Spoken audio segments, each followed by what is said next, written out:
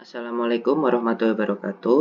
Halo Sobat Lingkungan, izinkan saya pada kesempatan kali ini untuk memberikan tutorial mengenai pengisian Sistem Registri Nasional atau SRN untuk kegiatan program Kampung Iklim atau biasa disingkat Proklim. Untuk tampilan awal dari SRN sendiri yaitu lembar isian menu. Di sini terdapat 7 item yang nantinya harus diisikan, meliputi yang pertama yaitu identitas pengisi data, yang kedua identitas lokasi, yang ketiga data dasar lokasi, yang keempat informasi terkait perubahan iklim, yang kelima data kegiatan adaptasi perubahan iklim, yang keenam data kegiatan mitigasi perubahan iklim, dan yang ketujuh data kelembagaan masyarakat dan dukungan keberlanjutan. Baik, untuk yang pertama yaitu mengenai identitas pengisi data. Untuk lembar isian identitas pengisi data, diisikan mengenai data pegiat atau penanggung jawab kegiatan Proklim, mulai dari nama lengkap, jabatan, alamat lengkap, nomor telepon atau HP, dan alamat email. Bila data sudah diisikan dan sudah lengkap, bisa dilanjutkan ke lembar pengisian yang berikutnya. Lalu yang kedua mengenai lembar isian identitas lokasi. Untuk identitas lokasi Proklim, lingkup yang paling kecil yang bisa diajukan yaitu lingkup dusun atau RW. Untuk tutorial kali ini memakai contoh lokasi di lingkup dusun atau RW. Untuk datanya bisa diisikan mulai dari informasi lokasi, mulai dari nama dusun dari atau RW-nya, lalu hingga nama provinsinya. Lalu yang kedua website, lalu email. Yang keempat ada juga narah hubung di lokasi Proklim. Untuk data mengenai verifikator, ini bisa dikosongi terlebih dahulu. Apabila di lembar isian mengenai identitas lokasi ini sudah terisi dan sudah lengkap, bisa dilanjutkan ke lembar pengisian yang berikutnya. Untuk lembar pengisian yang berikutnya yaitu mengenai data dasar lokasi. Untuk data dasar lokasi, mulai dari luas lokasi Proklim, jumlah kepala keluarga, jumlah penduduk, lalu ada ketinggian atau elevasi dari permukaan laut, lalu ada topografi daerah, ada juga tipologi lokasi dan ciri khas lokasi. Ini datanya bisa diisikan sesuai dengan kondisi kegiatan Proklim yang diajukan. Lalu ada juga untuk kolom keterangan tambahan, ini sifatnya opsional, bisa diisikan, bisa tidak. Lalu ada juga terkait 3 penggunaan lahan dominan dan 3 sumber penghasilan utama penduduk di lokasi kegiatan Proklim. Ini juga bisa diisikan dan nantinya disesuaikan dengan kondisi yang ada di lokasi Proklim. Dilengkapi juga terkait data presentasenya, dan apabila ada keterangan tambahan yang bisa disertakan, bisa dicantumkan di kolom keterangan tambahan. Untuk keterangan tambahan ini juga sifatnya opsional, bisa diisikan, bisa tidak. Lalu selanjutnya ada data curah hujan rata-rata. Untuk data curah hujan rata-rata nantinya bisa dilihat datanya di website BMKG atau BPS. Untuk BPS sendiri bisa dilihat di file kendal dalam angka, nanti disesuaikan tahunnya. Dan ini nanti data curah hujan rata-rata juga dilengkapi. Untuk selanjutnya juga ada data suhu rata-rata, ini juga bisa dilihat di website BMKG untuk dilengkapi. Lalu apabila data sudah terisikan dan sudah lengkap, bisa dilanjutkan ke lembar pengisian yang berikutnya, yaitu lembar isian terkait informasi perubahan iklim. Yang pertama ada mengenai data kerentanan desa atau kelurahan berdasarkan data sidik. Nah, di sini ada 3 item yang wajib diisikan, yaitu yang pertama tingkat kerentanan, lalu yang kedua ada nilai indeks kapasitas adaptif atau biasa disingkat IK, lalu yang ketiga ada nilai indeks keterpaparan dan sensitivitas atau biasa disingkat IKS. Nah, untuk ketiga data ini bisa didapatkan melalui website sidik.menlhk.go.id. Lalu yang selanjutnya ada data mengenai perubahan yang terjadi di lokasi dalam 5 tahun terakhir. Nah, di sini ada kolom uraian, nantinya bisa ada beberapa item dan bisa disesuaikan nanti dengan kondisi yang ada di lokasi Proklim mengenai tingkat kejadiannya. Nah, untuk tingkat kejadiannya ini wajib diisikan dan disesuaikan juga dengan kondisi yang ada di lokasi Proklim. Bila datanya tidak ada, bisa dipilih opsi di kolom tingkat kejadian ini untuk opsi tidak ada data.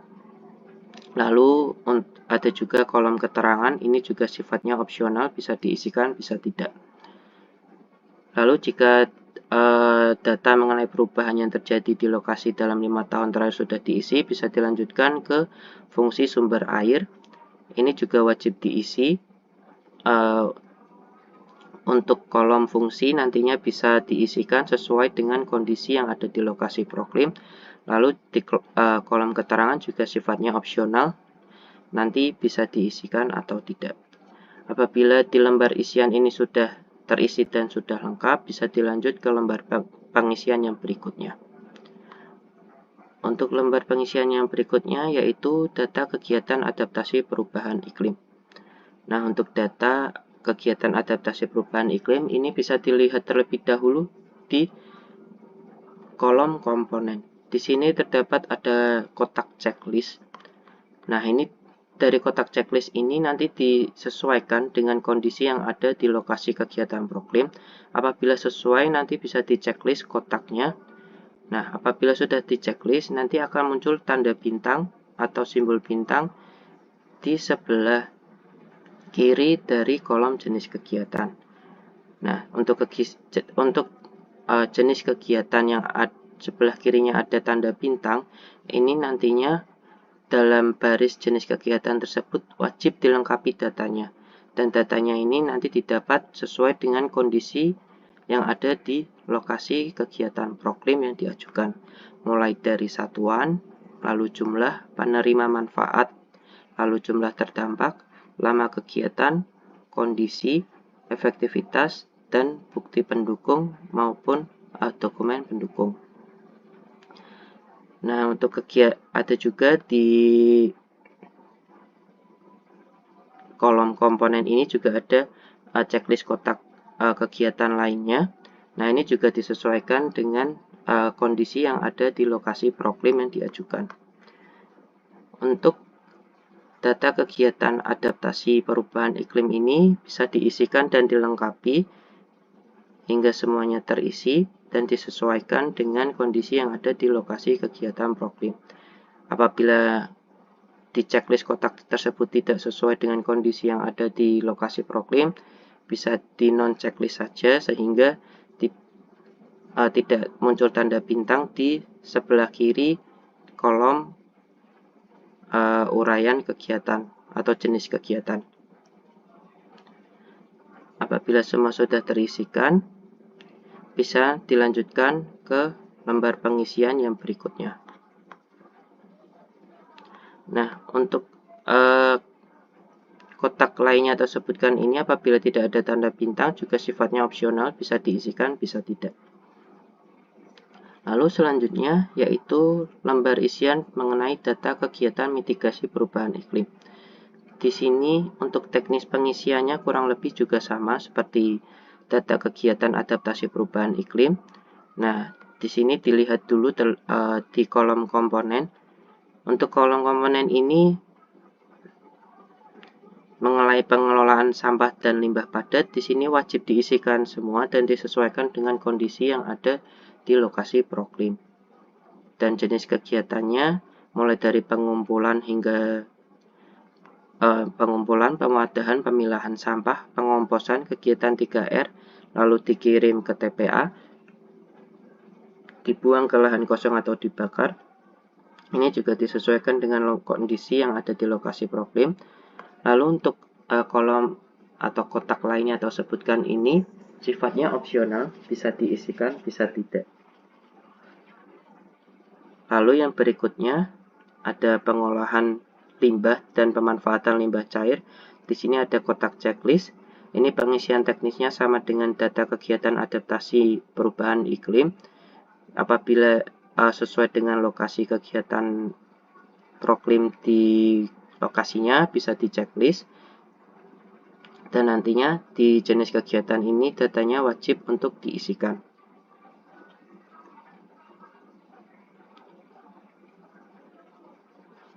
Lalu setelah seluruh komponen dan jenis kegiatannya diisikan sesuai dengan kondisi kegiatan proklim, nantinya bisa dilanjutkan ke lembar pengisian yang berikutnya.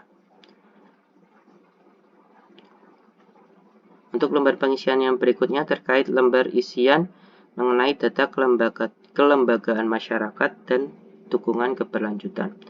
Nah, untuk lembar pengisian ini minimal terdapat satu kelembagaan masyarakat. Nah, ini data yang pertama yang diisikan mengenai kelembagaan masyarakat bisa diisikan sesuai dengan kondisi yang ada di lokasi proklim juga. Lalu yang kedua yaitu dukungan kebijakan terkait pengendalian perubahan iklim. Ini bisa berupa SK atau juga kebijakan dari desa. Nah, itu bisa disertakan atau dicantumkan di kolom atau di tabel mengenai dukungan kebijakan terkait pengendalian perubahan iklim ini. Dan nantinya disesuaikan dan dilengkapi juga datanya. Lalu yang ketiga, partisipasi masyarakat. Ini terkait dengan kelembagaan yang tadi dicantumkan. Nanti bisa dilengkapi juga terkait datanya seperti apa. Nah, untuk di kolom data ini, di kolom keterangan ini sifatnya opsional, bisa diisikan, bisa dikosongi. Namun untuk di kolom bukti pendukung ini wajib diisikan apabila itu sesuai dengan kondisi yang ada di lokasi proklim yang diajukan. Lalu selanjutnya ada kapasitas masyarakat, ini juga disesuaikan dengan kelembagaan yang tadi dicantumkan. Lalu ada kotak lainnya atau sebutkan, ini sifatnya juga opsional. Lalu selanjutnya dukungan sumber daya eksternal, ini bisa berupa mitra atau CSR dalam kegiatan program kampung iklim di lokasi yang diajukan. Lalu selanjutnya juga ada pengembangan kegiatan. Ini sesuai juga dengan kegiatan kelembagaan yang tadi dicantumkan. Lalu ada pengelolaan data aksi.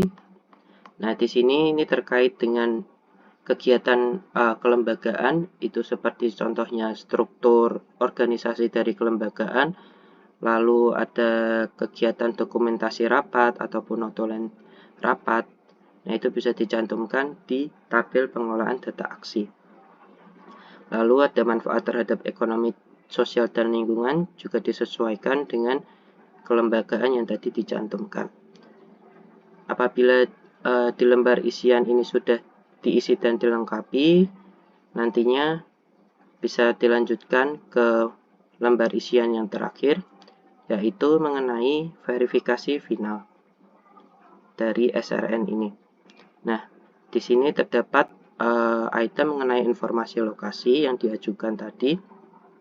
Lalu di presentasi nilai akhir proklim ini terdapat nilai yang didapat, namun nilai ini sifatnya masih potensial atau belum nilai akhir karena nantinya nilai akhir akan didapatkan dari proses verifikasi yang akan dilakukan oleh verifikator.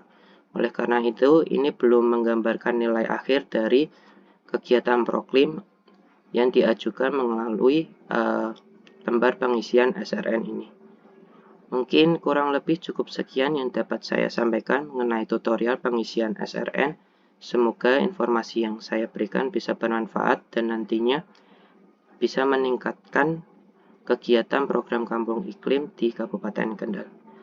Mohon maaf bila ada salah kata dan tutur kata saya yang kurang berkenan. Wassalamualaikum warahmatullahi wabarakatuh.